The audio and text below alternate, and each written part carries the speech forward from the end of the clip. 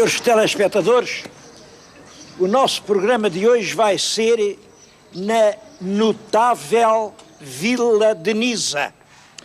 Quem chamou notável foi o rei Dom João I. Imaginem, Dom João I, no princípio da segunda dinastia, já chamava notável a Nisa. Eu não sei se sabem onde é Nisa.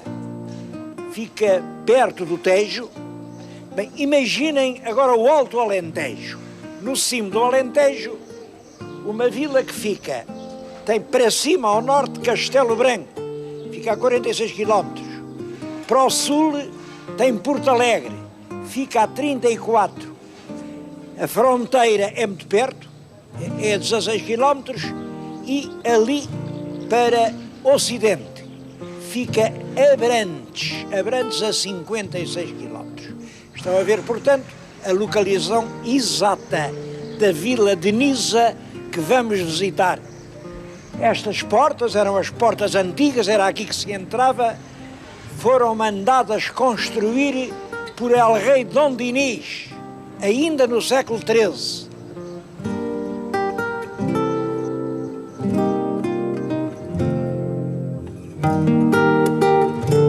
Há muitas razões para visitar Nisa, porque em Nisa há coisas que são únicas, realmente únicas no nosso país.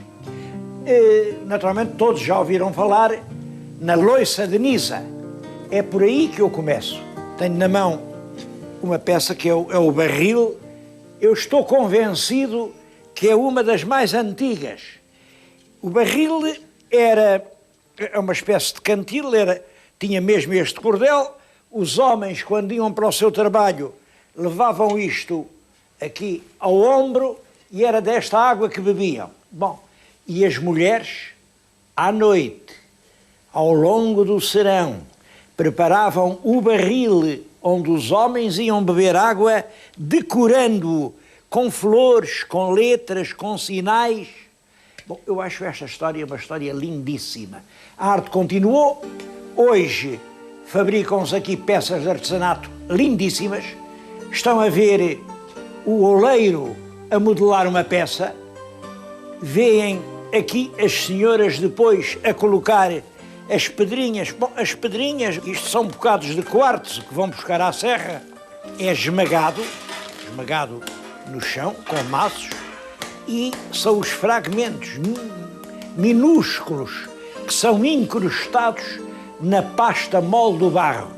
Bom, os resultados são, como veem, coisas lindíssimas.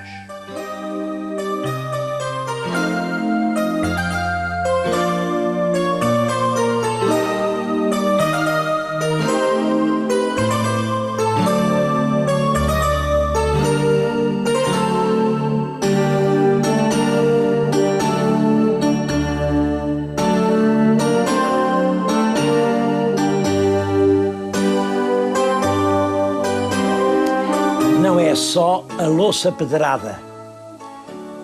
Em Nisa, o artesanato ainda é verdade. E é uma das raras localidades do país onde isso acontece.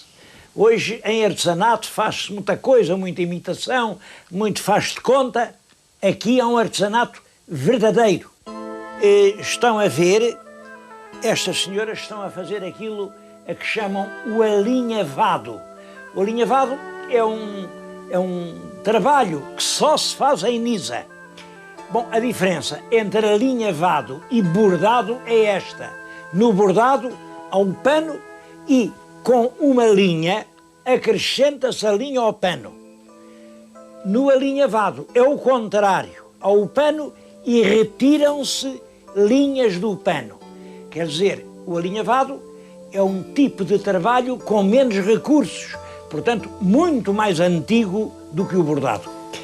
São lindíssimas as peças de alinhavado que existem. A que eu tenho, a que eu lhes estou a mostrar, é uma coisa do século XVII ou XVIII.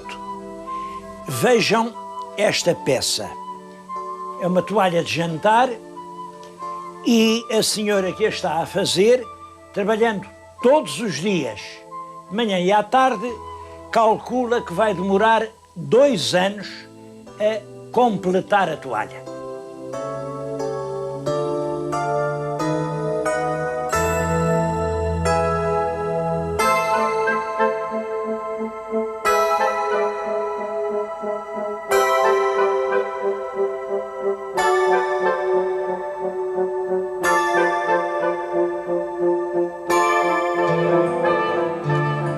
A terceira estrela do artesanato de Nisa é o queijo.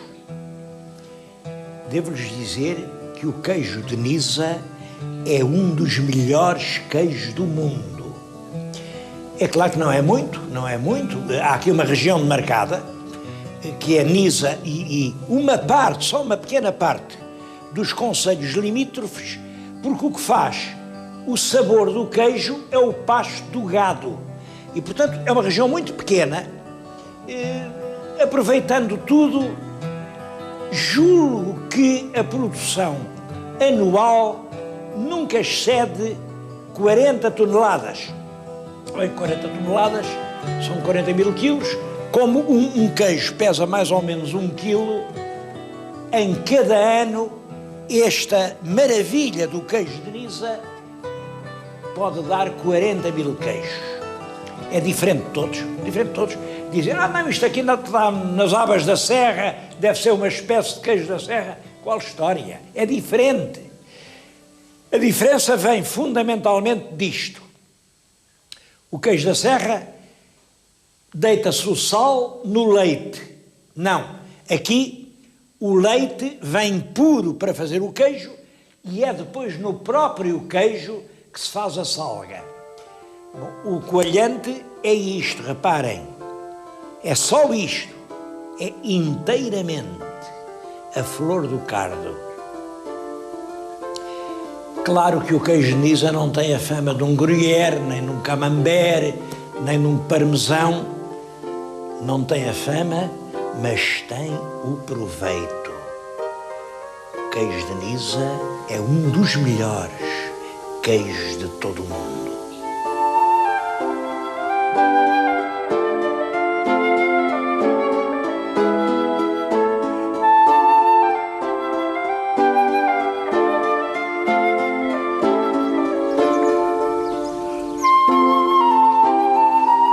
Outra razão é a paisagem. É uma paisagem de montes e de profundos vales onde passam rios. Como sabem, o mais importante desses rios é o Tejo. Lá estamos nós a vê-lo. Vai cheio, bem, não vai tão cheio como parece. Aquilo é de uma barragem, é a albufeira de uma barragem. Eu neste momento estou-lhes a falar numa altura a que o povo chama o cabecinho da Senhora da Graça. A Senhora da Graça é uma capela que há aqui, mas que é uma capela que é feita em lugares que são sagrados desde há milhares e milhares de anos. O meu telespectador certamente vê a paisagem ao longe, mas vê aqui perto de mim uns muros. Estas muralhas são de um castro pré-romano. Elas ainda estão agora a ser exploradas. São 3 linhas. A esta, que é o último reduto, além é perfeitamente visível o segundo, lá embaixo vai uma 3ª linha, era uma grande povoação na Espanha pré-romana. Bom, e isto leva-nos a passar desta razão para vir a Nisa a uma outra razão, a arqueologia. Bom, mas antes de entrar na arqueologia, queria chamar a atenção por uma coisa que, para mim, tem muito interesse.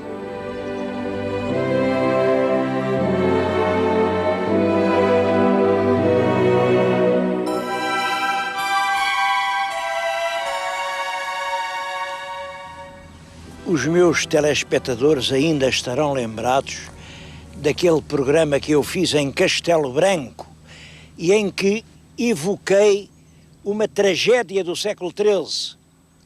Os povos, os pastores da Covilhã, vieram com os seus rebanhos, queriam atravessar o Tejo, atravessaram-no, mas os templários de Castelo Branco, juntamente com gente do Conselho de Castelo Branco, vieram após eles mataram-nos e deixaram os cadáveres aí insepultos nessas serranias. Por sinal que eu contei isso e sei que houve em Castelo Branco quem não gostasse e dissesse isso são ideias, isso não é verdade. Bom, é preciso muito respeito pelas coisas na história. Há um documento autêntico em que se registra a sentença que ele, rei, deu para punir por esse crime. Está na Torre do Tombo, está publicado por Alexandre Herculano nos Portugal e a Monumenta Histórica. Se há facto do qual não podemos ter dúvida nenhuma, esse é um deles. É dramático, mas em história a gente não pode esquecer as coisas feias e só lembrar as coisas bonitas que aconteceram ou nós gostávamos que tivesse acontecido, que é geralmente isso que acontece. Inventa-se uma verdade imaginária, um real que só existe na nossa imaginação e depois conta-se. Não. Esta chacina aconteceu perto do Tejo. E eu até fiz um apelo, porque a sentença mandava a gente de Castelo Branco e os templários fazerem uma igreja para darem sepultura cristã aos cadáveres dos pastores da Covilhã que ainda estavam aí por esses barrocais. Certamente a sentença foi cumprida, mas perdeu-se a memória da igreja. Ora bem, por essa altura, o senhor João Francisco, que é um arqueólogo de Nisa, ao qual Nisa deve grandes serviços, a ele se deve a identificação do património de imensos lugares e a proteção de muitas coisas que de outra forma leva-as o tempo. Este senhor passou por aqui e viu que, junto do que pareciam ser os alicerces de uma velha igreja, havia abundantes ossadas humanas, tudo ossadas de adultos, de homens possantes. Alertou imediatamente as estações competentes, o Dr. Jorge de Oliveira, que é professor da Universidade de Évora, que mandou logo aqui arqueólogos e encontraram-se realmente numa vala comum as ossadas de muitas pessoas que os arqueólogos atribuíram exatamente à Idade Média, coisas aí do século XIII. Claro, nós não podemos garantir que sejam os mártires da Covilhã, mas há uma forte probabilidade disso. Penso que, se assim é, o nosso programa ajudou a desvendar mais um mistério, ajudou a dar um passo em frente.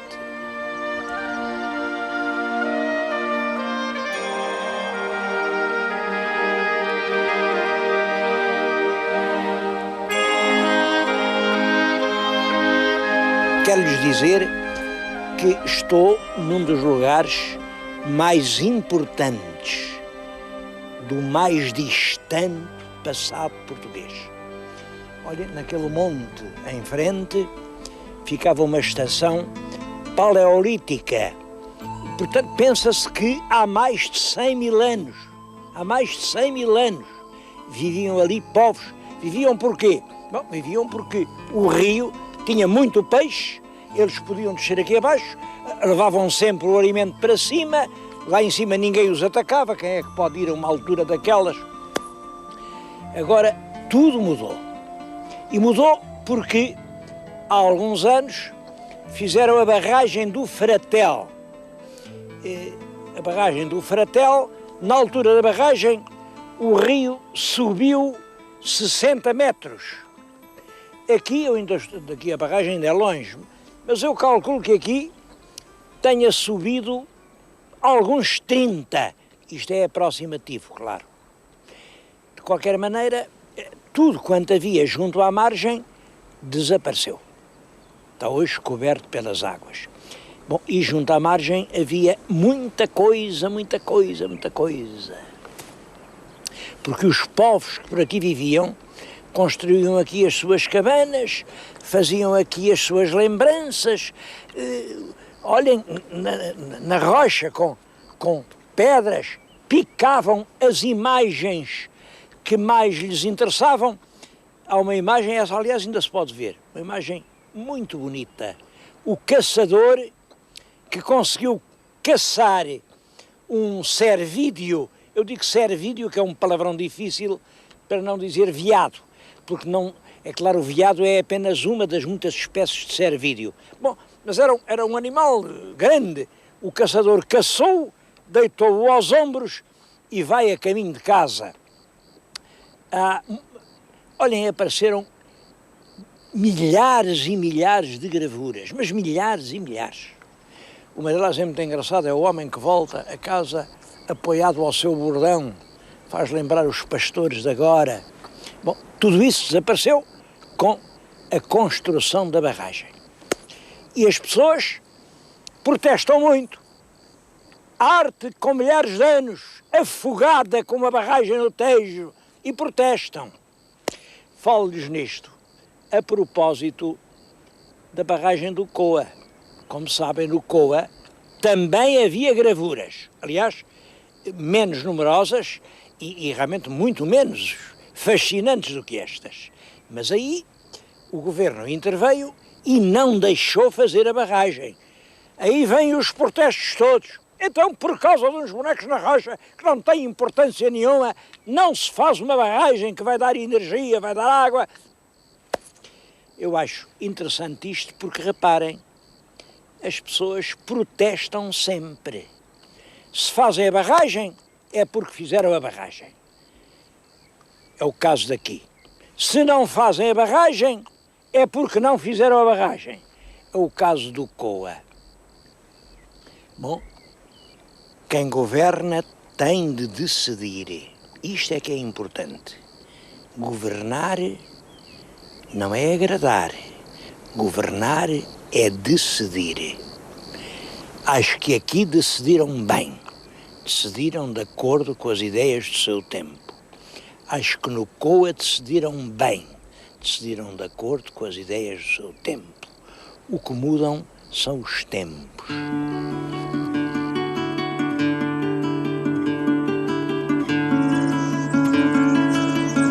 Há 10.000 anos, o rio dava peixe.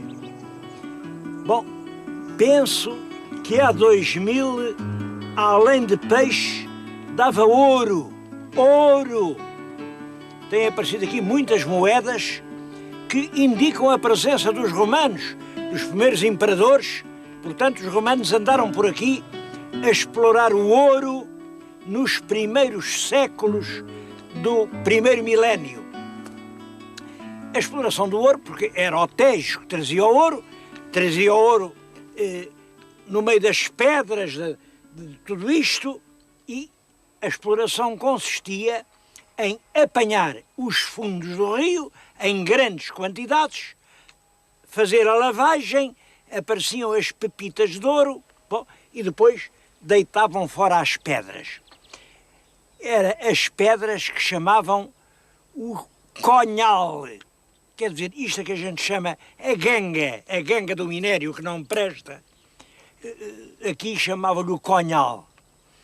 E eu estou a falar-lhes, aqui já viram, a quantidade enorme de seixos rolados, seixos que foram rolados pelo rio.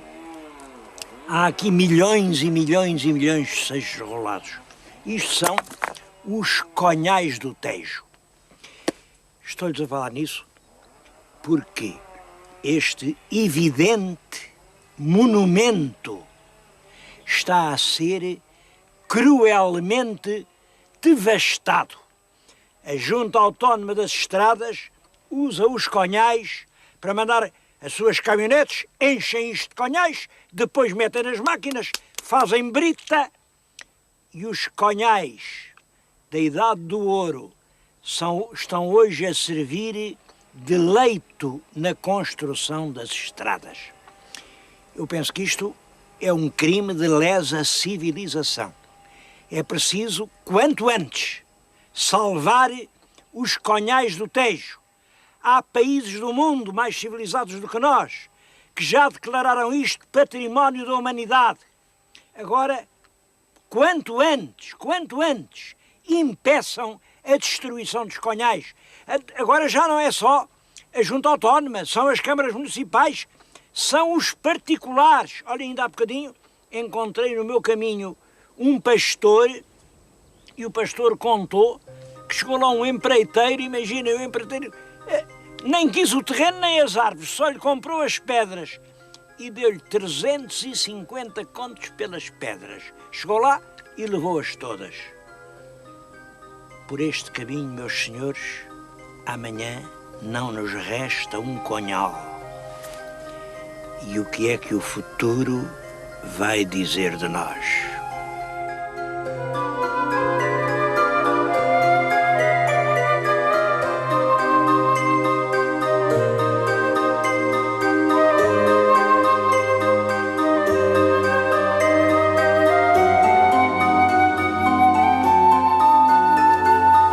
Mas Nisa também é muito rica em documentos já da época histórica.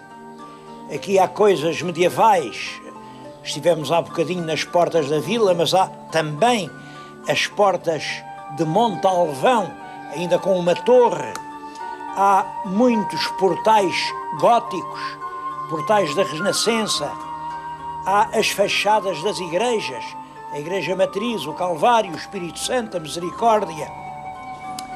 No caso dos portais, há uma coisa curiosa. Este que eu tenho junto de mim, reparem, o morador achou que era preciso pôr aqui uma cruz. Uma cruz.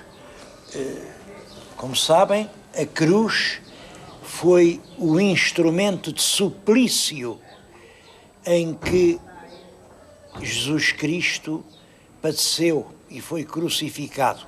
Portanto, isto queria dizer: eu sou cristão. Bom, realmente na altura das perseguições, os judeus pretendem escapar e andam com o credo na boca. Eu sou cristão. Este pôs uma cruz aqui, pôs outra ali daquele lado. Penso que isso é uma das razões que estão na base da decadência que Nisa vem a sofrer no século XVII e XVIII. Os judeus foram perseguidos, os tiares fecharam e a vila caiu numa modorra. Uma modorra de que, aliás, já saiu quando chegou o comboio, chegaram as estradas, chegaram os tempos modernos. Em alguns destes edifícios vale a pena entrar porque vamos ter surpresas. Por exemplo, aqui, subimos uns degraus e encontramos-nos numa sala que é um pequeno museu. Junta-se aqui o que se pôde salvar do antigo património da Misericórdia. Estão a ver estas tábuas? Isto é do século XVI. Foi o Dr. José Carmona Ribeiro, que é um erudito investigador aqui de Nisa, quem as encontrou. Estavam para aí, escondidas, perdidas, e são realmente uma bela pintura do século XVI, dos princípios da Misericórdia. Mas estas dalmáticas que estão aqui, segundo uma tradição, foram oferecidas a Nisa nem mais nem menos que por Vasco da Gama. Isso é muito possível porque a Misericórdia é criada em 1520 e Vasco da Gama morre em 1525. Aliás, Vasco da Gama está profundamente ligado a Nisa. Passou aqui muitos anos da sua vida. Ele era alcaide-mor de Nisa. Antes de ser conde da Vidigueira, era Nisa que era a sua verdadeira terra. A propósito de homens ilustres, queria falar num outro. Também é daqui. E é um exemplo. O Dr. João Porto. O Dr. João Porto, imaginem, era barbeiro. Foi barbeiro até aos 18 anos, mas aos 18 anos quis estudar, foi para Coimbra, fez todos os seus exames com 20 valores. Bom, e aos 30 e poucos era reitor da universidade, foi reitor durante uma grande parte da vida, eu ainda o conheci. Aí está um exemplo para uma política: impedir que quem nasce para reitor fique em barbeiro, mas impedir também que quem nasce para barbeiro chegue a reitor.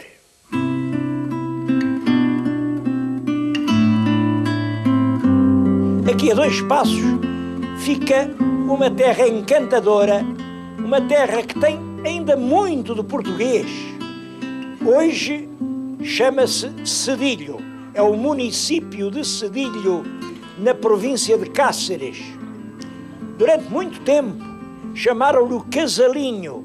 O Casalinho quer dizer um casal pequeno, uma aldeiazinha feita por gente que vinha de Portugal. É, portanto, uma terra fronteiriça, onde os espanhóis são amigos dos portugueses, onde os portugueses são recebidos como irmãos e onde eu próprio, olhem, atravessei o rio, tive que ir num barco, porque não há ponte.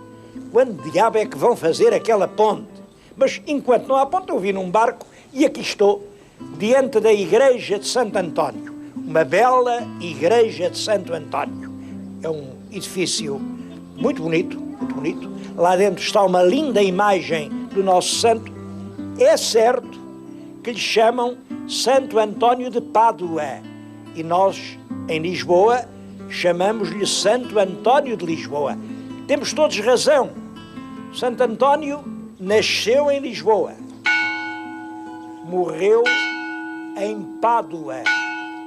É o caso de perguntar se um homem é mais de um sítio onde nasce, se do lugar onde morre.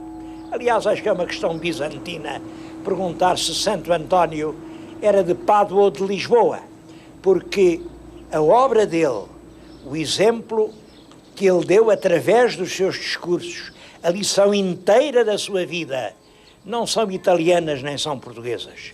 Ele é um grande santo da civilização. Os homens, quando são tão grandes, pertencem à grande pátria do mundo.